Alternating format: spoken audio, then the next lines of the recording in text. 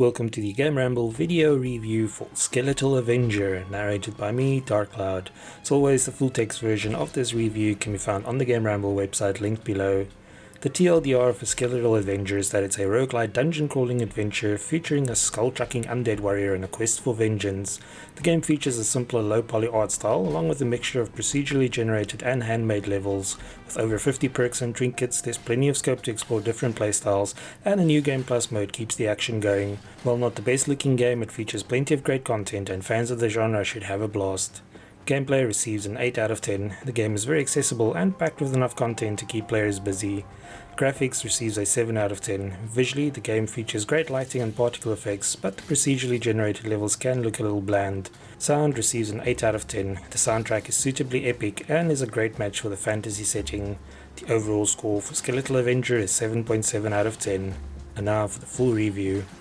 Machiavelli famously wrote that if you need to injure someone, do it in such a way that you do not have to fear their vengeance. Unfortunately for your enemies in Skeletal Avenger, even death is not a deterrent. Although slain by your foes, you return as a skeletal warrior thanks to the help of a necromancer.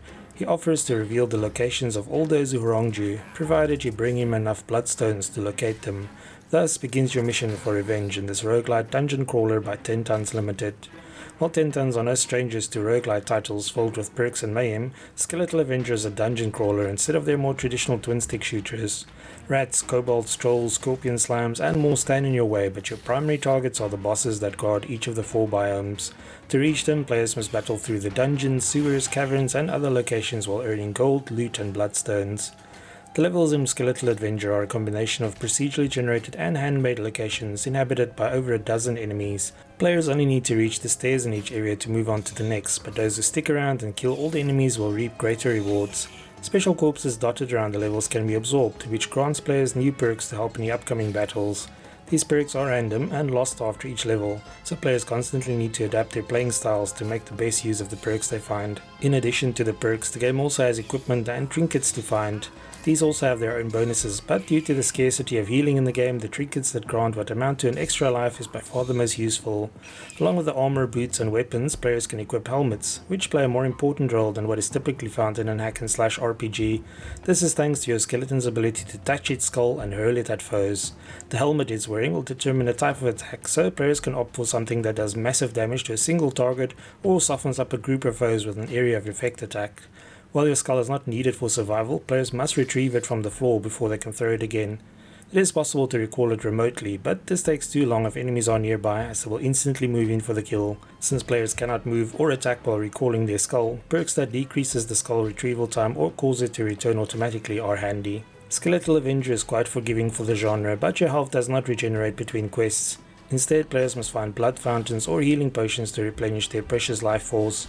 Things like your maximum health, weapons, skull damage and more can be upgraded with the gold dropped by enemies. This is done at the hub area, where players return after clearing each dungeon. The hub also features a Monstropedia to learn more about foes you have encountered, a stash for swapping equipment and trinkets, as well as a map for selecting your next quest. Everything is very straightforward and streamlined, which makes it easier to get into the action quickly. Visually, Skeletal Avengers features a low poly art style for the levels and enemies. Although there are 4 different biomes, the procedural nature of the game and the simple art style means that none of the locations are very memorable. The game has plenty of lighting, particle effects and dynamic shadows to spice things up, but overall the graphics are a bit bland compared to similar titles. The sound effects are decent overall, but the game also lacks voice acting. On the other hand, the music is very good and elevates the game's atmosphere without becoming obtrusive. Skeletal Avenger can be played using either a keyboard and mouse or a controller, with both options more than up to the task. Along with the primary and special attack as well as the aforementioned skull throwing, your character can also perform a short dash. After 3 uses, this move has to recharge, but it is handy for getting out of tight spots or dodging projectiles. Even though Skeletal Avenger is not the best release by 10 Tons Limited, it's still a great game, especially if you prefer fantasy and melee combat over futuristic shooters like Neon Chrome. It doesn't do anything new or radically different, but it's still a lot of fun. There's obviously a limit of luck involved due to the random nature of the perks and equipment, so sometimes you can feel very weak, while other times you're almost overpowered. The game is pretty accessible though, and the size and difficulty of each dungeon are displayed, so players know exactly what they're getting themselves into. Larger and more challenging dungeons usually reward players with more bloodstones, which means getting to the bosses will be quicker. However, half of your bloodstones are lost upon death, so keep that in mind before attempting anything risky. The game even features 2 to 4 player local co-op if you want to take some friends along, but if one dies, it's back to the hub for everyone. Finally, additional challenges such as arenas and a new game plus mode provides the game with even more replay value. As with all games of this type, Skeletal Avenger does have a lot of repetition, but the amount of perks and random elements help to keep it addictive. The focus is purely on the action and trying out different perk combinations, so don't expect any depth to the story or interactions beyond killing things and flipping switches. Despite this, the game had us hooked right from the start, and we returned for more, even after helping our Skeletal Avenger get his revenge. Thanks for joining me for the Skeletal Avenger PC review. Remember to like, subscribe and share. Until next time.